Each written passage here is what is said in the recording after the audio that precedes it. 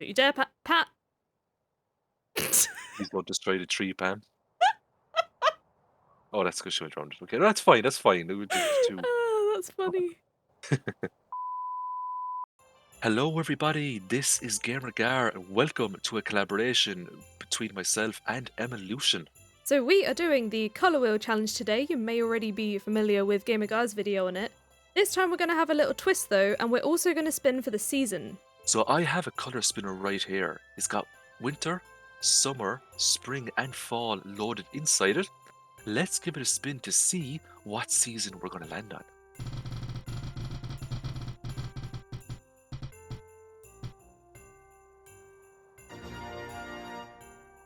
All right, and there you have it, everyone. It is fall. That means we're going to do our color picker challenge in fall. So let's head on over to Emma and let's see what color she gets. What's a good one? Okay, I've got my colour wheel here, which has a variety of actual colours on it. Let's see what we get. Please not a useless color. We got purple. Ooh, nice. I think there's a lot we can do with purple, actually. Purple's a That's good very one. I'm really happy with that. Yeah, cool. Okay. Well, what do you say we dive straight into the challenge? Let's see how we did with this color picker collaboration. I'm ready. Before we begin, I just wanted to mention that my audio for about the first half of the video got messed up, so I had nothing from Discord. What I've done instead is narrated this sort of similar to like 100 Day style videos, but you'll notice when the Discord starts working again. Gar's perspective will be seen from his channel, so do be sure to check that out. Okay, now we can start. Okay, our first day.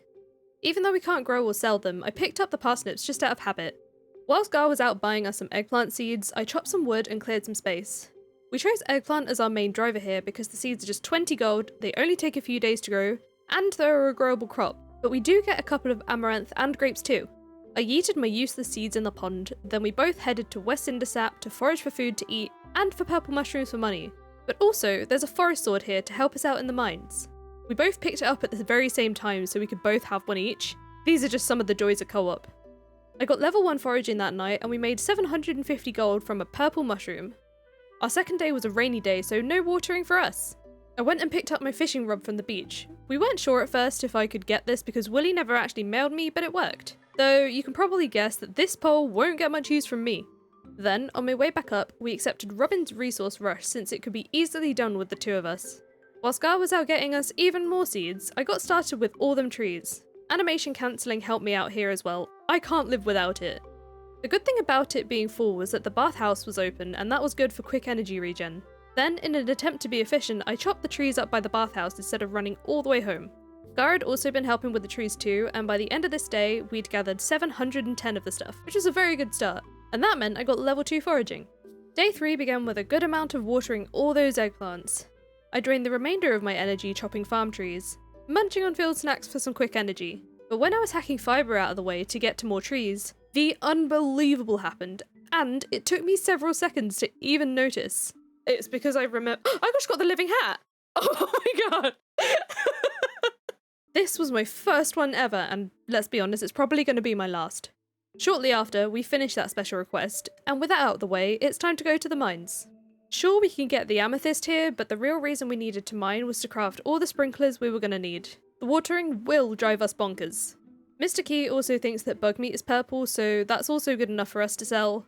Then low on time and energy, we called it a day on level 13, because having 2 parts out penalties would be very expensive at this stage. On day 4, we started with watering again. I won't say this every day, I think you'll know by now that we've done it. We decided we wanted access to the minecarts for sprinkler resources, choosing the community centre route so that we don't have to spend our precious gold on the Joja bundles. So of course I then went to go read the plaque to get the mail from the wizard. Our 5 grand went on more eggplant seeds, over 200 of them, so thus began the mammoth job of setting them all up. This time, we tilled the ground with the sprinklers in mind so we don't have to destroy any crops later. So much watering. Oh my god. Right, I should have the wizard mail to- Oh, thank god, rain. Thank goodness it was raining on day 5. I popped to the wizards, but since co-op doesn't pause time, skip that cutscene, I haven't got time for this. Then it was straight up to the community centre to complete full foraging bundle and unlock more rooms. I caught up with Gar in the mines, and this is where we spent the rest of our day, with the sad moment of passing out on floor 39. We ended up spending a lot of days in the mines, but really it was the afternoons because of all the watering, then coming to regen energy at the bathhouse on the way. On this day, we made it to the iron floors, this time passing out on floor 51. So satisfying slashing through all of— oh, okay. On day 7, we were so thankful for rain and our first harvest of eggplants. Here's where the money making will really begin. We decided that only I would harvest crops for now to get sprinklers as quick as possible, but also scarecrows too because we had a few crops stolen. We were once again back in the mines, this time with a proper amount of time thanks to the rain. We got through another 15 floors, finding this huge amount of iron at 1:50 in the morning. Oh my god! But we only managed to grab some of it before passing out. No! We got some. That first batch of eggplant got us over 2,000 gold. Whilst waiting for Pierre's to open the next morning, the first order of business was to make some scarecrows because, crow, go away, I see you. As you just saw, we chased another little bugger off, and even though we could make the basic sprinklers, we planned to wait for the quality ones to save on the iron, so there are still several days of watering ahead. This day was spent searching for copper, so we took half the floors each to cover more ground, planning to use this for cherry bombs and a pickaxe upgrade each. Day 9 had an amazing start, look at all those eggplants! This very nicely got me to level 6 farming. Sprinklers are soon. We just about made it to the gold floors today, wanting to hit floor 120 at some point so we have a chance at Skull Caverns, because here iridium bars are also purple and very profitable. Here are all the level ups I got, and of course we chose the tiller profession for level 5, so the first thing I did on day 10 was sell yesterday's eggplants, because we were saving them to benefit from the extra 10%, although we did keep a couple of gold ones for the Stardew Valley Fair. After a long afternoon of mining, we passed out only on floor 89, but at least we earned over 18,000 gold that day.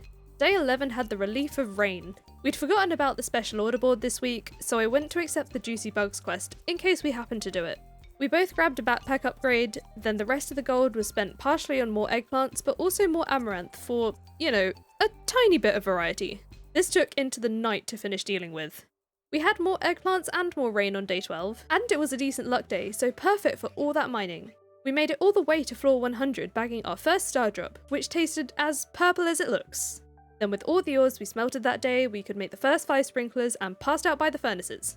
Now that is dedication to pass out beside the furnaces. You don't get harder workers than us, Emma. Literally. The next morning, I ran straight up to the mines to see if I could make any more sprinklers with what we had, and totally not because I left my watering can up there, but because I took all that time. Mostly all we did this day was water stuff, but with checking the furnaces, I got a few more sprinklers down by the end of the day, whilst Gar made use of every second of mining. I made it to bed, I'm making it to bed, I'm making it to bed! On day 14, we got our first set of amaranth and another huge eggplant harvest. I shipped those purple crops, then we sprinted up to the passing train in the hopes of getting some free ores and coal, but we were only met with disappointment. Well, back to the mines. I planned not to pass out in the mines so I could try play some sprinklers last minute, but then took too long and passed out in the doorway of my house instead. Having got level 8 farming, I could now make kegs, but we ended up deciding against this because even though wine is purple, we need the resources for sprinklers. Then of course we chose the miner profession, and made a lovely 20 grand from crops. We had achievements the next morning for monoculture from all the eggplants, and having passed 50k in earnings.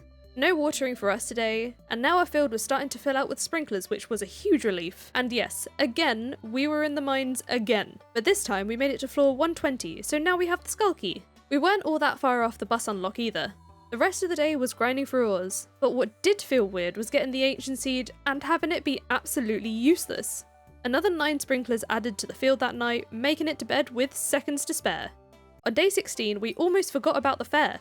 Oh, the fair! Oh, the fair's today. Okay. Okay. We grabbed some random supplies from the mines chest. Gar added some gems and ores to our display, and then I added a strange bun and a purple mushroom for variety. Then Gar went back to add a mega bomb. If we remembered about this, we could have found some way to make the entire thing purple, but this was better than nothing. We weren't sure what we would score, but for an emergency display, second place will do. You probably know by now that my wheel luck just ain't it. I did win my first round, but then promptly lost the second. I went for a round of fishing, then Gar convinced me that if I were to spin again, I'll be guaranteed to win on green, so I tried it and it worked. I had a couple more goes betting half of what I had, which quickly got me to where I needed. Gar had already got his star drop, so now it was my turn. When we got home, we struggled through watering in the dark because one of the reasons we went up to the mines is because we both left our watering cans up there. Back to watering and mining again on day 17, and then on day 18, loads of the amaranth was ready. But the reason it's so messed up was from us trying to rush water in the dark after the fair. I watered everything whilst Gar went to collect some copper bars for our pickaxe upgrades, and items for the community centre. Then we agreed to meet in town. I sold today's crops directly to Pierre to fund the vault room. Whilst waiting for Gar to get down, I went to check the special order board to find Lewis asking for 100 artichokes in year 1? Lewis, how? I know they can be in mixed seeds, but that would mean a lot of mixed seeds, because obviously we only have a small chance of getting it. And we weren't going to fish for tiger trout either. Completely distracted by that ridiculous request, I forgot I was meeting Gar in town. We managed to get into Clint's before he closed and asked for our upgrades.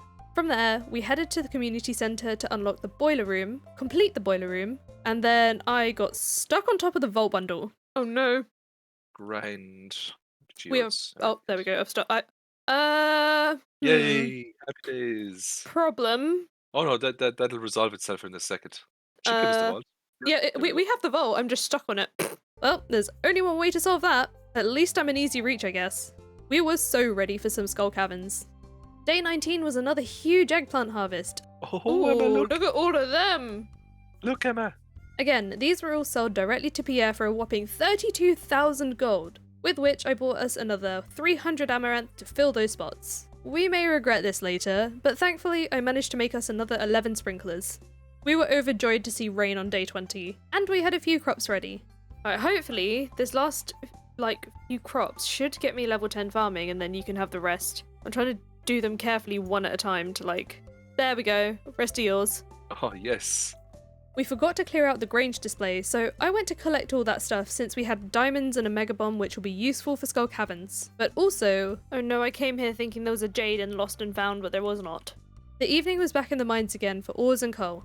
Since we weren't going to make any artisan goods, the profession we chose for level 10 farming was agriculturalist to have our crops ready that little bit faster, and that night we made a bit more than 2.5 grand. Day 21 was nothing special. Watered loads as usual, then I hung out in the mines while Gar was opening geodes so I could return home with another 13 sprinklers and pass out in the field. I placed the rest the next morning though, then rinse and repeat those previous days, though I did find this nice cluster of gold. Day 23 started with crafting more sprinklers and finally finishing the field. Now there's barely any watering. This day was supposed to be a Skull Caverns prep day, but then we just decided to give it a go anyway with an aim to get to floor 25 for the reward from Mr. Key. Luckily, we had help from several holes, then decided to just slap a staircase on 24 to guarantee the reward. The final hour was just picking up whatever resources we could. Day 24 was a really good luck day, but first we had an eggplant harvest to deal with, so it did mean we lost a few in-game hours, but we'll still do our best. One of the reasons we were here was because we of course enjoy Skull Caverns, but also there's iridium here, another potential profit source for our challenge. Oh, nice. 14 regular bombs. Oh Nice. no, I'm taking damage. Hang on, I'm coming. I'm trying to figure out what to throw away. Got oh, it. Sorry. Just my about. bad.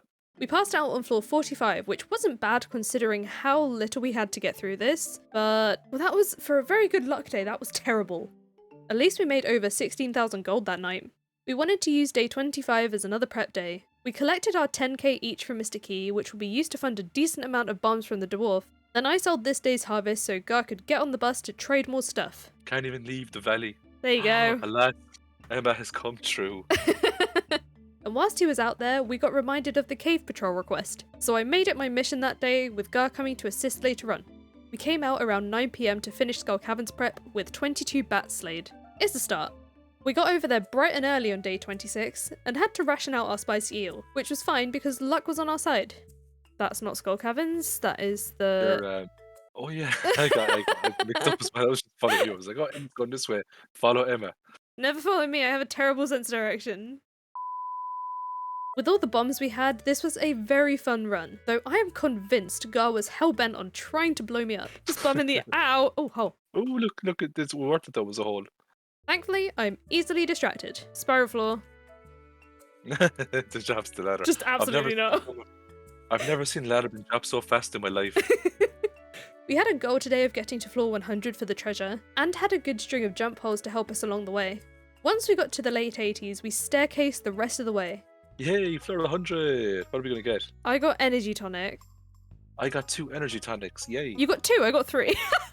Here's something. But then, shortly after... Damn, that took a lot of hits. Prismatic shard. Hey! And I managed to get one too. Oh, I got one as well! Oh, yay, and there's a hole over here. Okay, I'm coming. I just need to, Right, there we I'll go. protect you. I'll protect you. I had like no space. We made a break for it just after 1 AM, both of us bagging ourselves a galaxy sword. We're gonna pass out here. Yep. The timing. Passed out. Oh my god. Passed out in style. That's called passing out in style. It is. On day 27, we were greeted with that big amaranth harvest, which Gar took care of for the farming XP. We made it our mission this day to finish the cave patrol quest to fund more bombs from the dwarf. Yep, Emma was here. I just see like stuff on the ground from slain monsters. You know, hey, just follow the path of chaos and you will find Emma. We got it done around 11 PM for an extra 12 grand, all to be used on bombs. Which, speaking of bombs, that's it really, innit? Oh, purple mushrooms, well. Oh, shit. Oh no, I can't come back. No. No. What did I just... Oh no, I'm passing out. Oh. Thank goodness we were one day from the end. We got another 55,000 gold that night. Yep, you can probably guess, that went straight on bombs. We wanted to go out with a bang. With one last Skull Cavern run. So while Scar was buying those, I collected some of the iridium we smelted last night to shove in the shipping bin towards some extra farm earnings. Right, let's do this. You're going to be so happy with the first level. Is it a sparrow floor? Oh my god. How did I know? We had an earlier treasure floor today with me getting some more energy tonics and Gar getting 15 cherry bombs. Did you say hole? Hole. Oh, nice. We get here. I'll get the stuff. This is 6th level. Oh, no. What have you done? I took the ladder by accident. Oh no! Hey! Oh, no, we reunited at last. Yay. Thankfully, we were caught up a few floors later, but left on floor 89 to try and speed home and sell the raw iridium ore. Gar made it to the shipping bin, but I got stuck on the fence, then distracted by a wild plum. Oh no, my inventory's full. Oh, No, it's 150! No, I passed out outside! We gotta quick sell the stuff. Just sell it. No. Oh, no, you passed out. No, I passed But out, but I was further back. I haven't passed out because I'm still inside the the shipping bin inventory. No way. But I think that's all I can sell. With the 21,000 gold we made, we crossed over the 250 grand mark, meaning for this challenge we made a total of almost 255,000 gold, though this could have been a few more if I made it to the shipping bin. Blowing them all up? Yeah, why not? Ah, that feels so good. I mean, I have 106 bombs. What do I do? This is what I do. Oh my god! That's hilarious. Well, that's one way to till the entire farm. No, there we go. Farm tilled, ready for spring. So, that's how we did with our colour wheel challenge. Purple and 4 was a fun one, but I never want to see another eggplant ever again. If you enjoyed the video, please do leave a like, and do check out Gar's perspective too. This was his challenge after all. Thank you so much to my channel members, and I will see you in the next video. Bye!